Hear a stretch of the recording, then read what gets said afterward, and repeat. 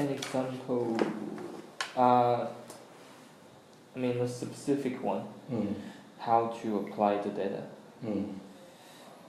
Just kind of, if you can't tell us, it's fine. Like some secrets or something. But no. I think we touch a lot about it, saying we're not just buying a software, saying, oh, your business has to run according to this software. It's just wrong. It's the other way around. So I think if I extend a little bit, so if you talk about business, you talk about a number of like interconnected things. You have like a software, like a big IT system, and you have like data, how you put information in, and you have your organization structure. You have the hierarchy of organization structure. You have people's skill sets. You have your organization culture. Also, you have your like process. And some companies have their marketing product.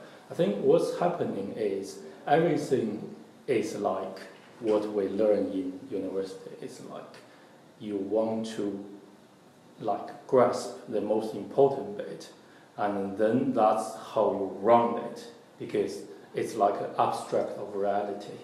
So if you abstract these things, because you can't run everything 100%, like to the details. So you run it, it's abstract of reality. So your system is making you 99% of the work done. And then everything needs to move together in the positive way. So that's like how you improve things. So it's not like one size fits for all. So if you look at organization, is your problem? Is your problem your system is a problem? Is your problem data? Or is your problem like your organization have a problem, or your culture falling apart? So you need to make these things identify, and then find out how to solve it, and then work into the future. So if your problem is a big data, that's a big data solution. But if you're trying to sell big data to every organization, it doesn't work like that. Some company doesn't need it. So that's how I see what we do differently to the comparing to different companies. So I think that's how you need to, that's quite demanding, because you need to understand a lot of things, but that's how the best value can be achieved by a service like consultancies like us. Yeah, thank you. So, the first question for Charles. Is it discussed before? Not really, I guess. What direction is the UK in infrastructure industry heading? I think it also like very intelligent. Sorry? Also, do you think like it's going for intelligent infrastructure direction? Well, I think the intelligent infrastructure is a solution to where the direction of the UK infrastructure industry is going. Okay. The infrastructure industry is increasingly challenged by higher expectations from the users and a wish not to spend money on it. So those are they're working against each other. So using intelligence is part of the answer to that question. In a number of ways, both in perhaps in improving the performance, but also in providing people with information. As you well know, it's one thing waiting for an aeroplane, not knowing why you're waiting and how long you're likely to work. Or a train, if you're better informed and you know what's going on, you can get your app on the phone, and so you feel better about it. Yeah. So I think it is about it is about increased demand. It is for volume, for quality, and a pressure on money. So it will force the industry to use the infrastructure better. That then moves into understanding it better. So therefore, you need infrastructure that will tell you much more about what it's doing and give you the chance to preempt failure or make things last longer, whatever it is. Inform, and then you've got to inform people better. It's to close that circle. So if you take the Forth Road Bridge, we run a piece of software we've written now which uses the weather forecast to understand whether it's necessary to close the bridge. So the client can give people a lot better warning, a lot longer warning as whether the bridge is likely to be closed or not. So that is understanding how the bridge behaves. It's taking the necessary action to maintain it, but also using the information to inform people that it may well not need. It doesn't. It's not going to require to be closed because we're using past weather patterns to understand how the bridge is going to behave against a forecast. And it may be that we need to close it earlier, or maybe we don't need to close it at all because we think the weather will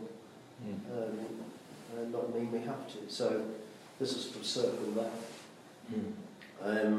So it is getting more intelligent because there are more demands on it.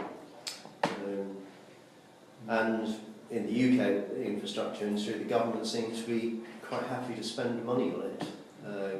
Obviously, much more money on the high-profile new projects like HS2 and Crossrail, and whatever else is going to. There's another, I think, railway planned in London. So there's more investment in it, but in new infrastructure, in the new interesting stuff, not necessarily the old stuff. My question is, what to think about Brexit on the infrastructure? The Brexit on the infrastructure. Brexit, I think. What's your opinion?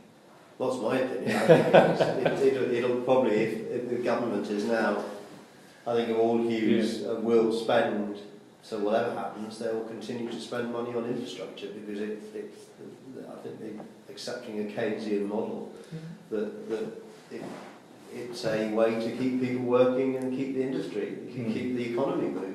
After all my lifetime, in the last third of it, they've actually got the message that it's quite a good idea. Okay. I have to ask because it's today. What do I think?